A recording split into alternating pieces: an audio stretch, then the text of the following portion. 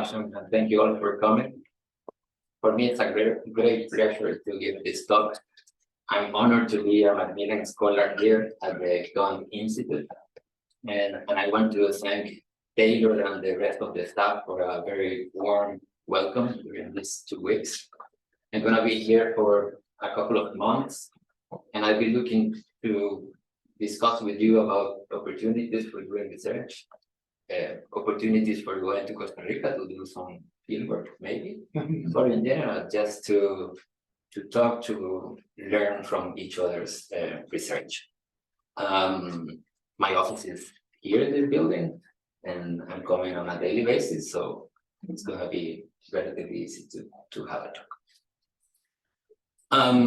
Before starting with my talk related to rural water supply, I want to spend a couple of minutes explaining a bit more about my home institution.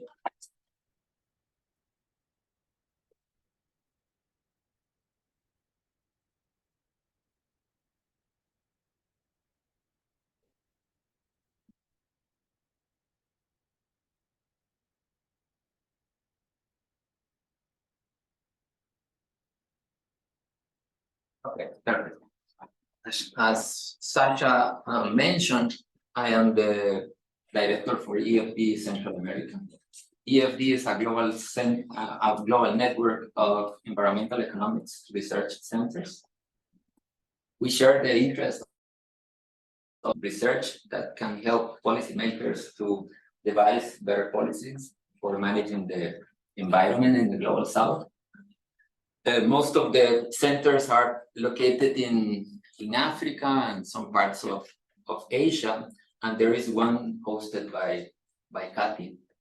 At this center in CATIE, we work on different issues, but mostly we focus our efforts in relation to the design and evaluation of conservation policies, such as payments for ecosystem services. We also work on water economics, different dimensions of water economics, and also on circular economy approaches. As I mentioned before, the EfD-Central America is hosted by CATIE, and as many of you already know, CATIE is a university and research center located in Costa Rica. It focuses on different agricultural and environmental issues in general, and we have projects in the majority of countries of Latin America and the Caribbean. And also, CATIE is well known as a hub for researchers and students from all over the world. Many of you have already visited, or some of you have already visited CATIE for doing some research. And as I said before, the doors are open for you to come to CATIE to develop joint research with us.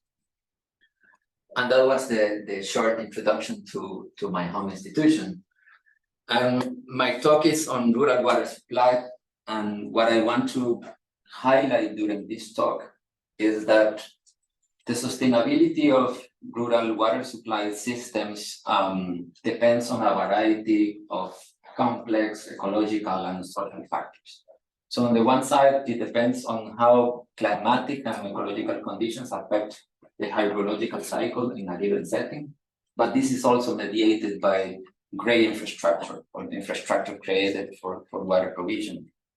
In addition, in many of these locations, these water supply systems are managed by local communities.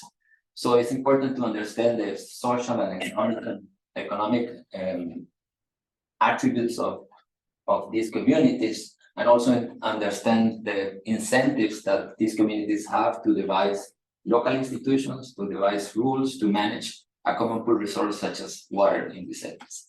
And of course, all this is also affected by the legal framework, different policies, and more complexity. So I want to show some examples of the research that we are doing in relation to this, and also some examples of rural water systems in Latin America. But I want to start with a short quiz for you, question. So I want you to complete this sentence about the proportion of people who lack safely managed drinking water services. And I can give you some help with the definition of safely managed drinking water. It's basically water that is accessible on premises, it's available when needed, and is free of contamination. So how many in Ford lack safely managed drinking water systems? In the world, in Costa Rica, Let's say globally. in the world. Two, one. Two. Okay. There is more or less an agreement on 2, but it's 1 in 4. These are the global statistics, official data from WHO and UNICEF, but also what is important to highlight are the regional differences. So in one extreme, we have most parts of Europe and the US and Canada, almost everybody with access to safe water, but we have sub-Saharan Africa. 3 in 4 people lack of safe water services. And we have Latin America and the Caribbean here, more or less 1 in 4. There are also important differences between the urban and rural settings, and probably this figure is too small for you, sorry for that, but the important point is that there are important differences between the rural and the urban sector. And typically, people living in rural areas suffer the most from the lack of safe water. Of course, all this is related to SDG number 6. And the bad news is that the world is not on track to achieve SDG 6, in particular, the targets related to the access to safe water.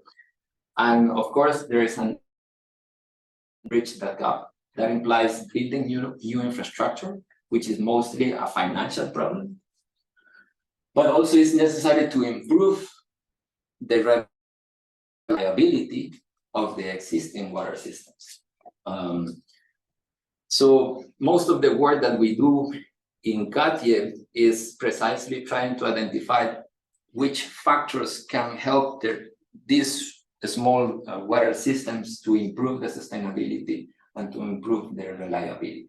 I'm going to show some of the examples that we do in relation to this. Well, what is the reality in Central America? I took these pictures a while ago. This is Honduras and this is Nicaragua. And I think this reflects pretty much the reality in these 2 countries. So typically women, children, teenagers need to fetch water on a daily basis. And this has serious implications for development. It has serious implications for the existence of poverty traps. In general, with the exception of Costa Rica, 2 in 4 people lack of safe water services in most areas of rural Central America. There is infrastructure, but typically operates very poorly. And again, similar to the figure that I showed before, this is mostly a problem for rural areas. What else? All these problems are exacerbated by seasonal droughts and the effect of Enos or El Niño. This year we have a very hard Niño, but 2024 it's going to be even harder. And the future seems worse. So most of the predictions in relation to water availability in the future suggest important reductions in availability of water. However, what is interesting to highlight from the academic and policy perspective is that most of the rural water systems in these areas are managed by community-based water organizations. So it's not the government, not municipalities, not private utilities who provide water in these areas. Are these small water organizations? And I want to explain a bit more about these groups. So these are small water committees, 5 to 6 people appointed by local communities in regular elections. And they are in charge of of a water infrastructure that might have differences between the different communities and countries, but it is basically a system of pipes that takes water from an intake point and distributes water to the majority of households in the community. And here is this picture is probably very typical of most regions in Central America. So it's relatively hilly, agricultural production, some patches of forests. And in these settings, we have communities of 200, maybe 300 households on average. And in these settings, we have these rural water communities, committees. What else can I say from these organizations? Well, I call them CWOs. They are typically operate in isolation from the central government or the municipality. There is an impressive, I would say, number of CWOs in Central America. 25,000 of these small organizations operate throughout the Central American region. And they face different problems.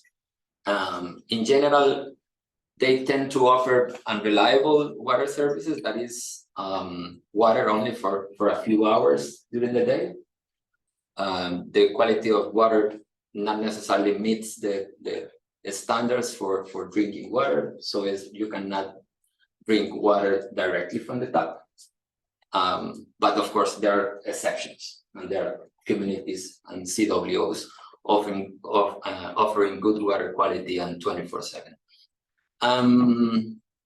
What else? As suggested by this picture, can be also affected by land use changes and contamination coming from agricultural production as well. So, what else? Of CWOs, I want to highlight some weaknesses of this literature from my perspective. The first one is that most of this literature focuses on the sustainability of CWOs, but emphasizes only on the governance attributes of these CWOs. So typically ignores the effect of climatic conditions and ecological conditions in explaining the sustainability or the performance of these CWOs. The second weakness is that most of this literature is built around single case studies or small samples, and typically with very few comparisons across countries. So in general, the external validity is quite limited. And also, this literature typically overlooks the importance of volumetric pricing. And volumetric pricing, there is a lot of evidence in the literature, but in urban settings, and especially in Europe and the US, of the importance of using volumetric pricing as a water conservation tool. So basically, the literature says that compared to flat rate schemes, volumetric pricing creates incentives for limiting excessive consumption. And what I mean by volumetric pricing is that people pay according to the total amount of water consumed, as opposed to flat rate schemes in which people pay, let's say, $10, $20 per month, irrespective of the quantity of water consumed. So what is interesting to highlight and interesting for our research is that despite the relevance of this water conservation tool, and despite that many governments in Central America and other parts of Latin America are promoting the use of volumetric pricing, only few CWOs use this type of pricing. So part of our research is trying to understand the factors that explain the use of volumetric pricing, as I will show in some minutes. Okay, this slide summarizes the work that my team has been doing in relation to CWOs. So we started in 2011, analyzing 4 CWOs in Costa Rica. For me, it was an extremely interesting paper because we use the Elinor Ostrom approach to institutions to understand how local institutions or their local rules affected the sustainability of water systems in Costa Rica. We generated different hypotheses that still nowadays we are trying to test with larger samples. In fact, as we move along in this timeline, we were able to include more CWOs into the analysis, but more importantly, now we are able to include more countries in our analysis.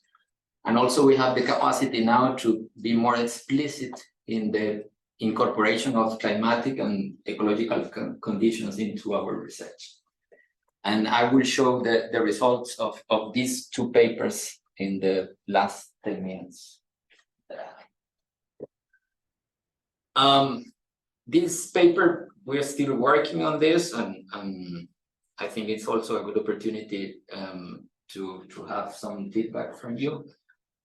We are working on a revision to resubmit to World Development Sustainability. We are working with some colleagues in Montana University and Duke. And basically, well, we are addressing different questions, but one of the questions is trying to understand the factors that explain the adoption of volumetric pricing. But again, trying to understand the adoption using ecological and climatic conditions, as well as some social or governance attributes of the CW. So in more detail, we have 150 more or less CWOs. We collected the sample from the dry corridor of Central America. We focus in Guatemala, Costa Rica, and Nicaragua. And we went to the field to collect a lot of data. We are still trying to digest the data. We collected over 6,000 household surveys in these communities. We went also to interview each or the majority of the community leaders in these organizations to gather information about the local institutions, the governance structure of each of the CWOs, and so on and so forth. And we complemented that information with climatic and ecological conditions in the relevant watersheds in which these CWOs operate. So,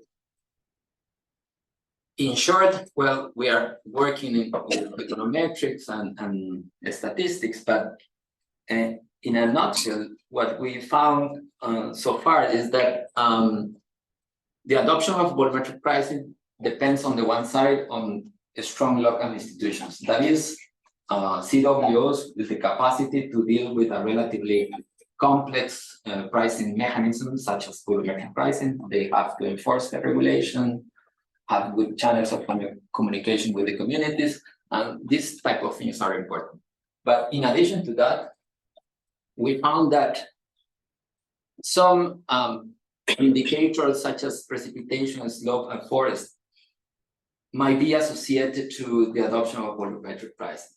And probably it's because some of these elements or these variables might be also associated with water availability. So this is just a correlation analysis. We're not claiming causality. But basically what we found is that in areas with low precipitation, there is a higher likelihood of adoption. And the rationale here is the lower the precipitation, the lower the infiltration rates to the aquifers, and probably the lower the availability of water. And all these CWOs use groundwater for their systems. Similarly, the higher the slope, the higher the runoff, the lower the infiltration, the lower the recharge to aquifers, and probably the lower the availability of water. Here, the relationship is not as straightforward as the other two, because in the case of forest, the evidence is mixed. It could be positive or negative in relation to water availability, but here probably is negative in the sense that in areas with lower percentage of forests, there is probably lower water availability, and hence there are incentives for the communities to use a water conservation tool, such as volumetric pricing. Okay, that was that paper, very briefly.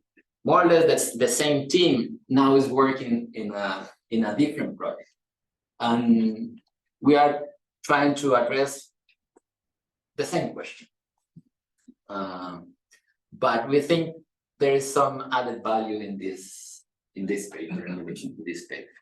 First, we are working with a larger sample. Now we are working with 6,000 CWOs instead of 150.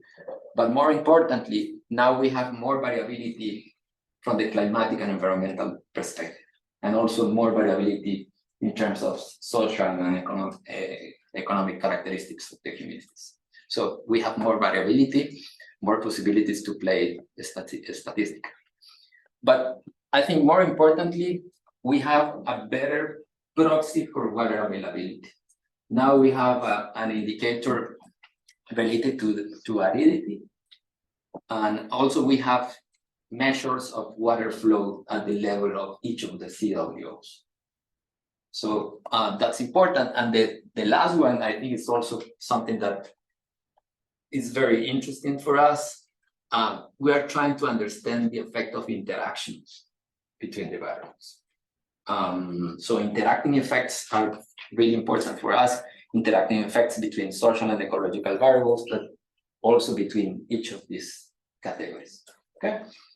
So very briefly, already mentioned, we're working with a number of CWOs in these 6 countries.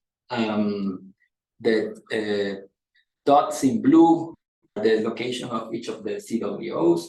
So at least for these 4 countries, the sample is very well distributed across the that's important. And we are using an open source data set. It's called CSR. It has some organizational characteristics of these CWOs. But in addition, we are complementing that data set with some climatic and social and environmental variables. We already have forest cover and similar variables to the other paper. But as I said, most importantly, we built an aridity index using information from 1970 to 2000. And that includes, that's a standard definition of aridity. It includes precipitation, temperature, evapotranspiration, and probably something else. I don't recall exactly. And also we have some social data at the level of municipalities. Very quickly here, this is probably good to discuss with a coffee. But just to say, okay, we are still playing with the econometrics, and each of these variables are associated to some hypothesis. So I want to discuss the hypothesis, and probably later or with a coffee, we can come back to the econometrics, okay? The first hypothesis is that the choice or the adoption of volumetric pricing is more likely to occur in larger CWOs. And this is more or less consistent with the literature of adoption of volumetric pricing in urban settings. And basically the idea here is that typically in larger CWOs, they have more capacities, human capacities, managerial capacities to deal with complex pricing mechanisms. Also, the adoption of volumetric pricing is more likely to occur in more expensive systems, such as those that use groundwater technology. We found that means, okay, we find evidence, right? Here the evidence is not very strong in relation to the importance of institutions for the adoption of volumetric pricing. That is intriguing, but it is also probably related to the quality of information that we have about the institutions, but we're still working on that. We have very strong statistical support for the idea that the adoption is more likely to occur in scenarios of low water availability, okay? And then the interactions that we are interested a lot. So one hypothesis is that in low water availability scenarios and strong institutions, there is a higher probability of choosing volumetric pricing. We don't find support to this hypothesis, and this is a puzzle for us because independently, water availability explains adoption, and partially the stronger institutions too. We don't know what is happening here yet. And the other one is in low water availability scenarios in larger CWOs, there's a higher probability of choosing volumetric pricing, and we have very strong statistical support to this. And in relation to this, I want to show this heat map. So here we have the probabilities close to 0, or 0 is in this blue. And we move in this scale to 1. So basically here in this axis, we have low water availability of water measured as water flow, and here the size of the CWOs. So basically in this area, we have a combination of low water availability and larger CWOs. So in these cases, we have higher probabilities.